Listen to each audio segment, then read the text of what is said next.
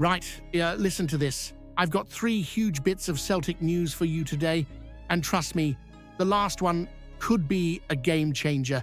We're talking shock rumours, transfer twists, and a deal that might light up Parkhead. Stay with me right to the end and hit that subscribe button so we can smash 500 subs and keep the Hoops news flying to more fans than the Rangers back 4 on Derby Day. Right, now here's a wee rumour that had you clutching your pint for dear life. Daizen Maeda, the human hurricane in green and white, supposedly on Brentford's radar. Well, turns out it's pure nonsense. Word from the folk up high at Brentford is that there's no truth in it at all, so you can breathe easy for now. Since he landed at Celtic in 2021, Maeda has been everywhere. Winger, striker, winger again. Doesn't matter where you stick him, he'll run until the Seagulls are dizzy. Last season, when Kyogo headed to Rennie, it was Maeda's goals and graft that made sure we never missed a beat. And the way he hounds defenders, honestly, I've seen Rangers backs have nightmares for weeks after facing him. And let's be real, the thought of losing him this summer, especially with Kuhn away to Como and Jota injured, was the kind of nightmare that makes you sit bolt upright at 3 a.m. But with Brentford officially out of the picture, he's staying put to keep terrorizing the SPFL and, more importantly, the lot from Govan.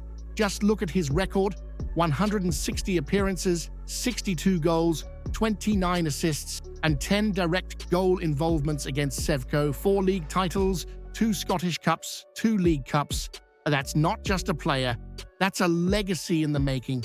So tell me, if a serious bid ever came in for Maeda, would you cash in, or would you chain him to the touchline at Paradise and never let him leave?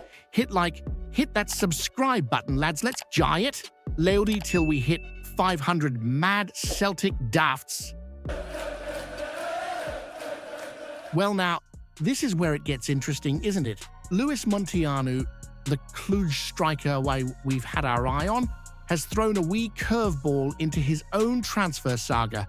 Officially, the club said he missed their Europa League tie with a thigh injury, but word out of Romania says that's about as believable as a Rangers fan claiming they dominated an old firm after losing 3-0. According to the local press, Munteanu refused to play because Cluj apparently owe him about 200,000 euros from his signing agreement.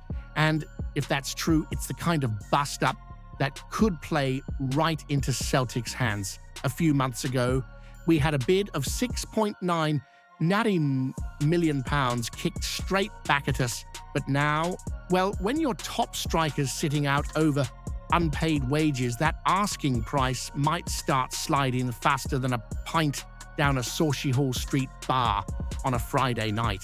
Romanian journalist Louis Munteanu has basically told Cluj to wise up and sell now if they want a decent fee, because if Munteanu keeps sitting out, he'll lose value faster than the Blue Half's European dreams. And here's the kicker.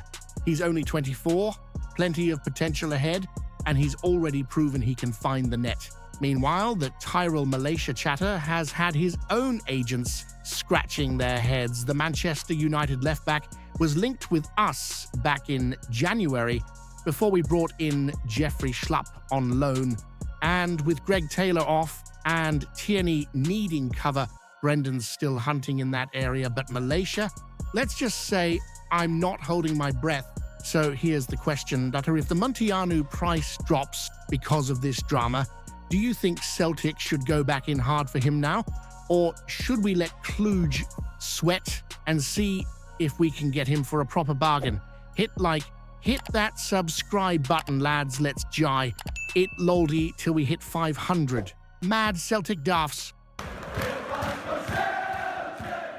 Well, here we go again. Another name heating up in the transfer rumour mill, and this one feels like it's got a bit of real smoke behind it. Word is Celtic are in advanced talks to bring in Umar Traoré from Al Jazeera over in the UAE. 23 years old, Malian international, 5 seasons out there, and now apparently ready to swap the desert heat for the Glasgow rain. And let's be honest, paradise is a far better climate for winning trophies anyway.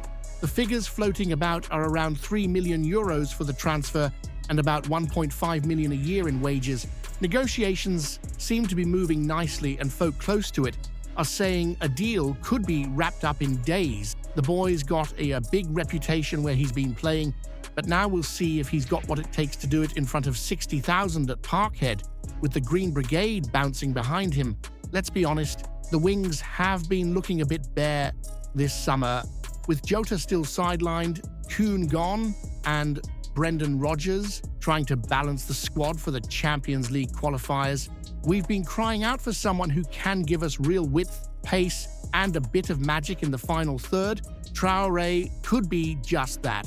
And the good news, we can still register 2 more players up to the day before the first leg, so timing's spot on. Brendan's already hinted he's hopeful for some fresh faces before the big European nights start, and you can tell from his tone he's as fed up of saying it as we are of hearing it.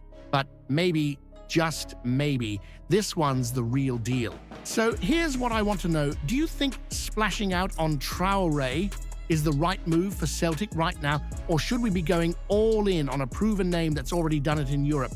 Hit that subscribe button. Lads, let's giant laldi till we hit 500 mad Celtic daffs.